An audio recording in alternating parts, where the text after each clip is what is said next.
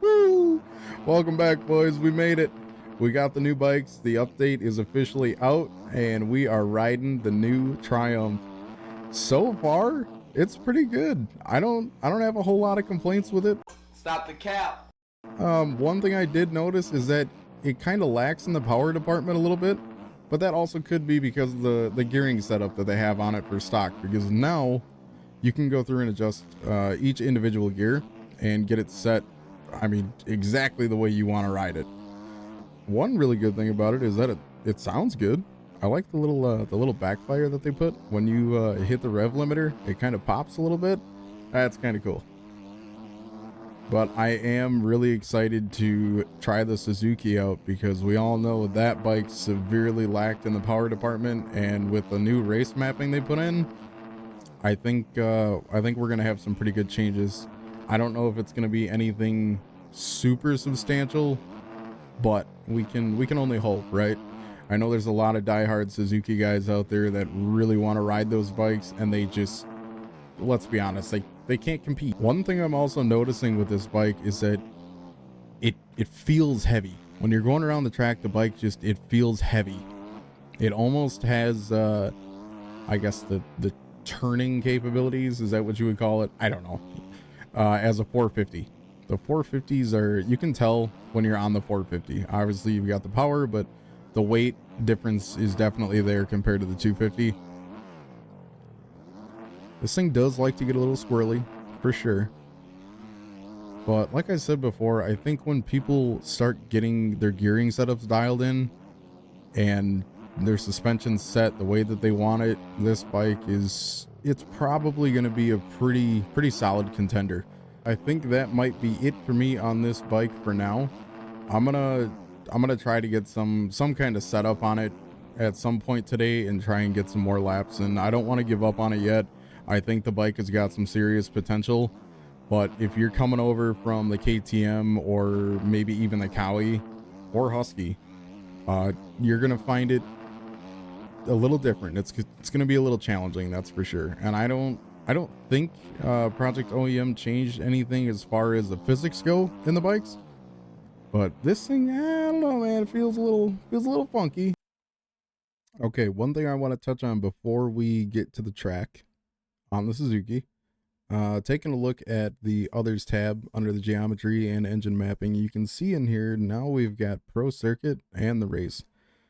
Before, I'm 99% sure that we only had the Yoshi mapping setup and the default, so I don't know what's going on with this Pro Circuit. I know this is a new one for sure, but this, we got to try them both out for sure. Okay, we made it out to the track. We're gonna take a quick lap around and see how the Suzuki runs now. Okay, Suzuki's got a little bark to it.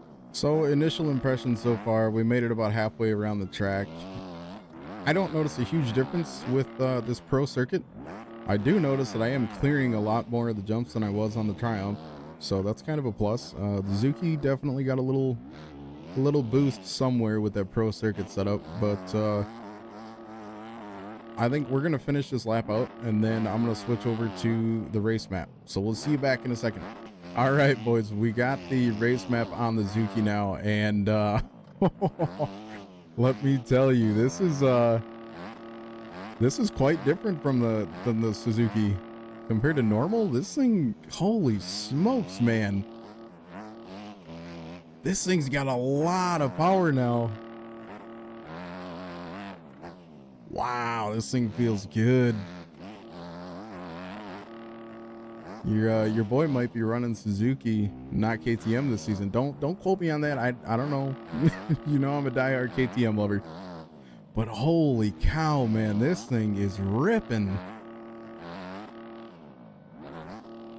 Oh. I can't imagine how this bike is going to run when you get the gearing all dialed in. This thing is going to absolutely rip, as if it's not already.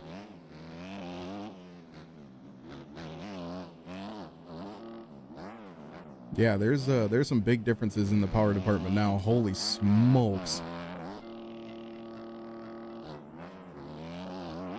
Oh, can we keep it? We gotta keep around the track.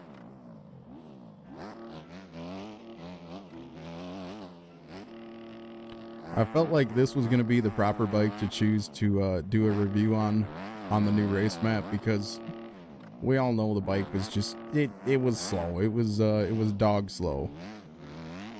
But man, that is not the case anymore. Let me tell you, this is great. The bike feels awesome.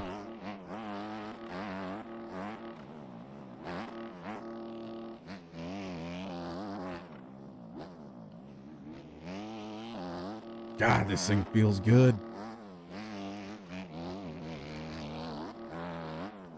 One thing I really like about the Suzuki is that it's stable in corners. And again, I might run this bike this season just for that reason. I know there's a lot of people that complained about the turning capabilities of it, but I'm not really finding that to be an issue.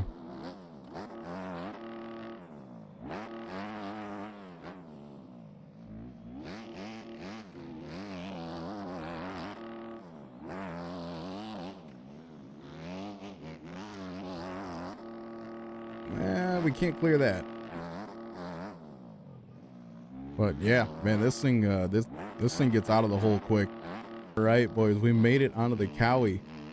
I do have the race map on here right now, and so far, bike feels good. I don't notice as much of a difference on this bike as I did on the Suzuki, but this one, I don't think this bike lacked in the power department nearly as much. But I used to run this bike a lot, and you might see some more of it. I don't like riding only one bike. You know, I want to be able to use different bikes, but recently it's just been tough because the KTM, we all know it. It's been the powerhouse. Oh boy. All right, now that we got that straightened out, I think this is going to be another great contender for the motocross series outdoors. I don't do supercross. I'm not good at it, at least not good enough yet. I'm going to do some practice with that for sure, probably off camera, so I don't embarrass myself too much. But no, this bike feels good. It's solid, and I really do think it got a little bit of a power boost. But other than that, not much has changed with it. It's still solid. It's still a good runner. I think it's going to be a great contender for anybody that is looking to try out a new bike and run some races with it. One thing I do want to note quick with this bike is the stock gearing that they give you with the new bikes. This has been using it overall the best. The power delivery is probably the smoothest out of all of them. The Suzuki now, man, that thing just pulls, it wants to pull your arms out of the socket. This thing is, it's kind of gradual. It's nice and easy. This might be really good for somebody that's kind of just getting into MX bikes and is trying to get some throttle control, kind of like I have to do.